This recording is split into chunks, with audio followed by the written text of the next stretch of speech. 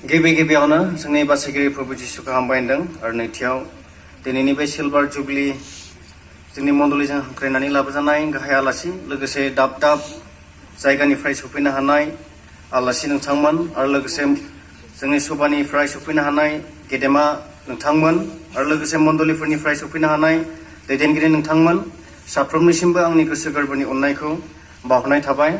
दायो आङो जोंनि दैजिरि मण्डलिनि जारिमिन बे समखौ बेखेवनो थाखाय आखायाव लाबाय।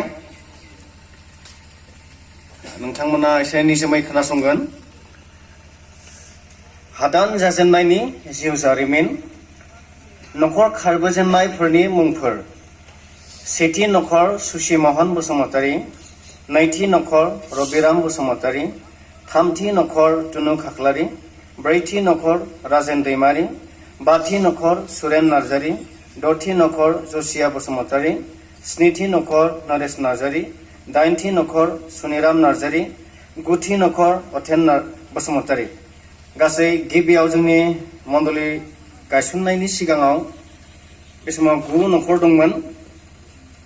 जों गुबुन गुबुन जायगाफोरनिफ्राय फैनानै बे जायगायाव इसोरनि अननायजों गथायसे जाफैनो हादों। जोंहा इसोरखौ खुलुमनो थाखाय जायगा गैथ'वामोन, बेनिखायनो जोङो हरसिंगा मण्डलियाव बिथांमोनजों लोगोसेनो खुलुमहैथ'दोंमोन। जुदिहाय बिथांमोनजोंनो लोगोसेयै खुलुमदोंमोनब्लाबो गोबां जेंनाफोर दंमोन। बे जेंनाफोरा जाबाय सेथि जेंना हाग्रा ओनसोल, नैथि जेंना जिब जुनारफोरनि, थामथि जेंना लामानि उसुबिदा, ब्रैथि जेंना बेराम आजारफोरनि। थेवब्लाबो जोङो आबाद खेथि मावनो हास्लाबैयाव गोबां बन दंफां फाननानै जिउ खुंनो गोनां जादोंमोन। अब्लाबो जोङो इसोरखौ खुलुमनो बावगाराखैमोन। जोंखौ इसोरा नागाराजासे बेंनानै लाबोदों। गोसोखां सिरि जसुवा 1:9 सिरि आं नोंखौ हुकुम होआखै खोमा जर गोरा आरो गोहो गोनां जादो होननानै गिख्रंनो आरो उसाव बादाव जानो नाङा, मानोना नोङो जेरावखि थाङा नोंनि प्रभु इसोरा नोंजों लोगोसे दं। इं 1995 मायथाइनि 12 फेब्रुवारि सुक्रुबार खालि बेलासिनि 3 रिंगायाव मिस्टार सुसि महननि सिथ्लायाव गासै रायजोफोरा जथुमनानै मण्डली फसंनायनि गोथौयै सावरायनाय जादों। बे सावरायनायाव मिस्टार नरेश नार्जारीया गसंनानै मण्डली फसंनायानो जाथों होननानै बुङो। बे थांखिखौ आजावनानै लायो मिस्टार जसिया बसुमतारीया। लोगोसे गासै रायजोफोरानो आखाइ खबनानै आजावनानै लायो। लोगोसे मण्डलीनि बिबानगिरिफोरखौबो बे सानखालिनो सायख'नानै लानाय जायो। सेथि दैदेनगिरि बिबानाव सायख'नानै लादों मिस्टार सुसि महन बसुमतारी पास्टर। नैथियाव नेहाथारि बिबानाव सायख'नानै लादों मिस्टार जसिया बसुमतारी। थामथियाव भराली बिबानाव सायख'नानै लादों मिस्टार टुनु खाख्लारि। ब्रैथियाव चौकीदार बिबानाव सायख'नानै लादों मिस्टार नरेश नार्जारी। बिनि उनाव जोङो गासै रायजोआनो सेथियावनो गामिनि मुं सायख'नाय जादों। रायजोफोरनाव सोंदोंमोन मा मुं दोननाया मोजां जागोन। बे सोंलुआव मिस्टार सुसि महन बसुमतारीया सोरगिदिं बे गामिखौ नायनानै निजिरा निजिरि दै बोहैनायखौ नुनानै दैजिरि मुं दोननायानो हामगोन होननानै बुंथिनानै होयो। बिथांनि बुंनायाव गासै रायजोआनो बिदिनो जाथोंसै होननानै दैजिरि मुंखौ गासै रायजोआनो नाजावना लानाय जायो।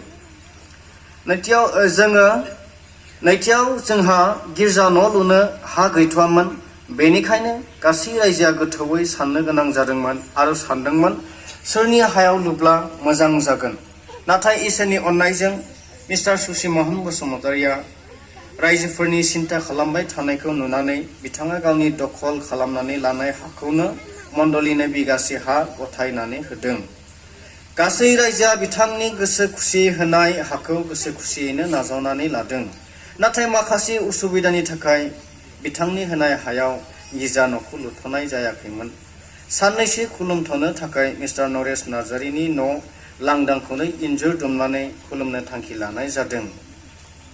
मण्डलीया थांखि लानाय बायदि न' लांदांखौ फोथारनो थाखाय मिस्टार प्रदीप वारिखौ लिंहरनानै फोथारनाय जादों।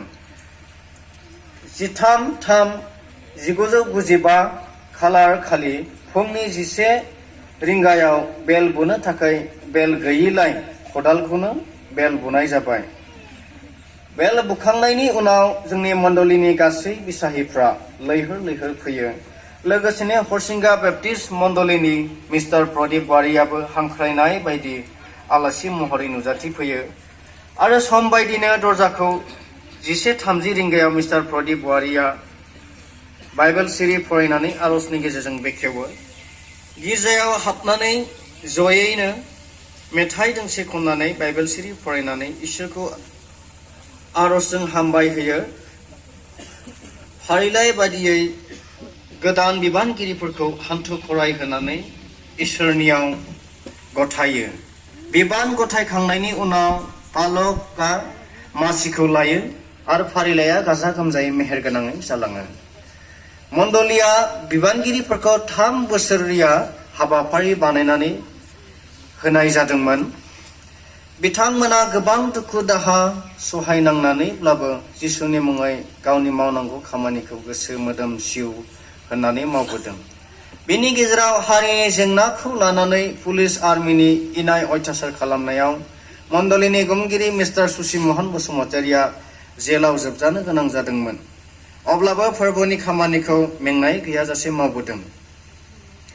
बिथांखौ 3 बोसोर हाबाफारि जोबनाय लोगो लोगो नदुवार बर' बेप्टिस्ट फेल'शिपआव एरिया पास्टर बिबानाव दैथायहरनाय जादों।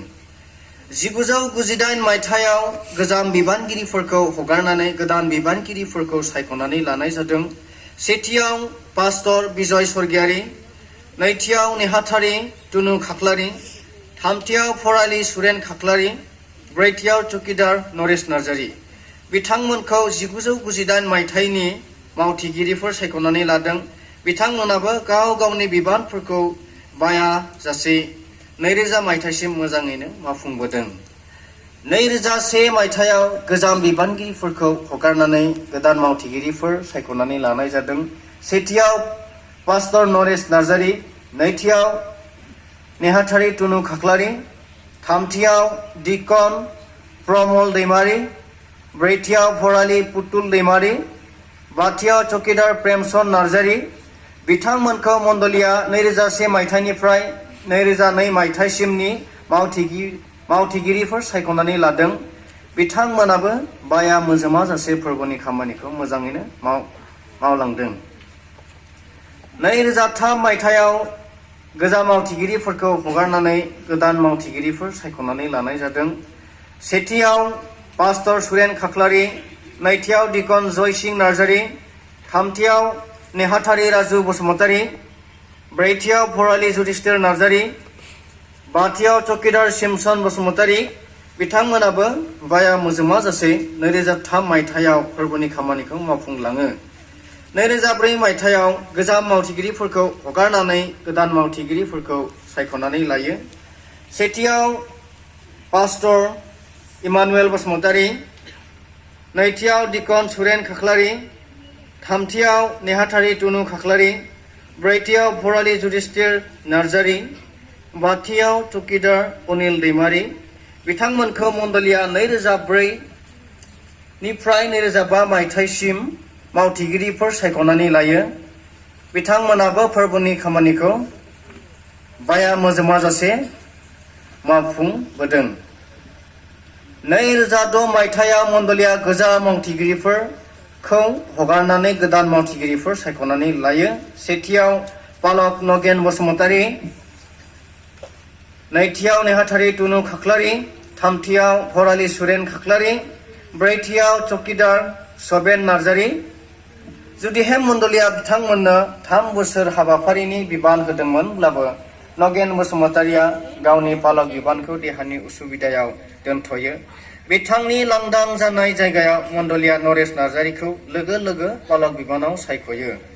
बिथांमोननो मण्डलीया बिबान होनाय बायदि बिथांमोनाबो मोजाङैनो 2006 निफ्राय 2008 मायथाइसिम मावफुंबोदों। 2009 मायथाइयाव गोजाम बिबानगिरिफोरखौ हगारनानै 2009 मायथाइनिफ्राय 2010 मायथाइसिमनि थाखाय गोदान बिबानगिरिफोर सायख'नानै लायो। सेथियाव पालक खनिन बसुमतारी, नैथियाव डिकन सुरेन खाख्लारि, थामथियाव फरालि सुरेन नार्जारी, ब्रैथियाव नेहाथारि सुरेन नार्जारी, बाथियाव चौकीदार सन्दे बसुमतारी। माखासे उसुबिदानि थाखाय सेक्रेटारिया गावनि बिबानखौ दोनथ'नाय जायो आरो बिथांनि जायगायाव मण्डलिया पुष्प खाख्लारिखौ थिसननानै होनाय जायो। 2001 मायथाइयाव गोजाम बिबानगिरिफोरखौ हगारनानै गोदान बिबानगिरिफोरखौ सायख'नानै लायो। सेथियाव पालक नरेश नार्जारी, नैथियाव दिकन सुरेन खाख्लारि, थामथियाव नेहाथारि खनिन बसुमतारी, ब्रैथियाव फरालि बिमल बसुमतारी, बाथियाव चौकीदार रतन नार्जारी। बिथांमोनाबो गाव गावनि बिबानफोरखौ नागाराजासे 2011 मायथाइनिफ्राय 2013 मायथाइसिम मावफुंलांदों। 2014 मायथाइयाव गोजाम बिबानगिरिफोरखौ हगारनानै गोदान बिबानगिरिफोरखौ सायख'नानै लायो। सेथियाव पालक सुरेन खाख्लारि, नैथियाव दिकन पुष्प खाख्लारि, थामथियाव नेहाथारि मिथुन नार्जारी, ब्रैथियाव फरालि प्रेमचंद नार्जारी, बाथियाव चौकीदार राजेन दैमारी। 2014 मायथाइनिफ्राय 2016 मायथाइसिम मण्डलिया बिथांमोननो 3 बोसोरारि हाबाफारि खानानै होदोंमोनब्लाबो नेहाथारिया माखासे असुबिदानि थाखाय गावनि बिबानखौ मण्डलियाव गथायफिनो। बिथांनि जायगायाव मण्डलिया मिथुसेल खाख्लारिखौ नेहाथारि बिबाननि थाखाय सायख'नानै बिबान गथायो। बिथां मिथुसेल खाख्लारियाबो माखासे असुबिदानि थाखाय गावनि बिबानखौ मण्डलियाव गथायफिनो। बिथांनि जायगायाव दिपेन दैमारीखौ मण्डलिया नेहाथारि बिबानाव सायख'नानै बिबान गथायो। बेबायदिनो बिथांमोना फोरबोनि खामानिखौ बाया जासे मावफुंलाङो। 2017 मायथाइयाव गोजाम बिबानगिरिफोरखौ हगारनानै गोदान बिबानगिरिफोरखौ 2017 निफ्राय 2021 मायथाइसिमनि थाखाय सायख'नानै लायो। पालक सुरेन खाख्लारि, दिकन पुष्प खाख्लारि, नेहाथारि लुकास बसुमतारी, ब्रैथि फरालि प्रेमचंद नार्जारी आरो चौकीदार जुदिस्थिर नार्जारी। मण्डलिया बिथांमोननो 5 बोसोरारि हाबाफारि होदोंमोनब्लाबो माखासे असुबिदाफोरनि थाखाय चौकीदारा गावनि बिबानखौ गथायो आरो फरालियाबो गावनि बिबानखौ दोनथ'यो। मण्डलिया बिथांमोननि जायगायाव गुबुन बिबानगिरिफोरखौ सायख'नानै लायो। दासान्दि बिथांमोनानो मण्डलिखौ दैदेनगासिनो दङ। बे जोंनि मण्डलिनि जारिमिन लोगोसे बिबानगिरिफोर सोर मावबोदों बिथांमोननि। आरो दायो आं फरायनानै खोन्थानि नोंथांमोननि सिगाङाव जोंनि मण्डलिनिफ्राय साबैसे सभायाव खामानि मावगासिनो दं आरो बेसेबां फरायसुला फरायसुलिफोर दं आरो मा खामानिफ्राव आग बारायखो बेखौ आं नोंथांमोननि सिगाङाव फरायनानै खोन्थानि। नर्दार्न बर' बेप्टिस्ट एस'सिएशनाव जोंनि दैजिरि मण्डलिनिफ्राय दासान्दि फोरबोनि खामानिखौ 7 जन सुबुंफ्रा मावगासिनो दं। बेनि गेजेराव सोरबा मेम्बार्स, सोरबा जुबली दैदेनगिरि, सोरबा डेभेलपमेन्टनि दैदेनगिरि आरो मिशनारिफोर दङ।